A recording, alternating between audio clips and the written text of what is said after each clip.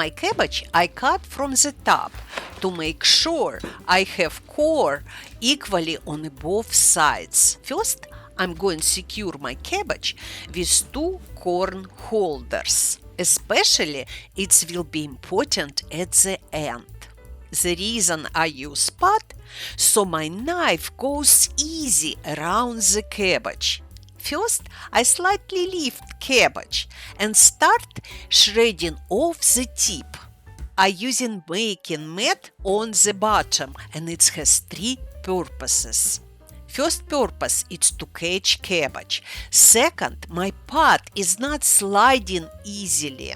And when we're done, we can place cabbage in the bowl just in one step.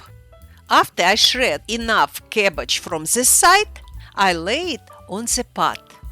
As you can see, it's so easy to shred when cabbage elevated. We can shred in one step from one side to another, but it's so boring, so I like to create some corners and cut them off, and it's kind of fun when we shred cabbage. When I see core, I start shredding around it.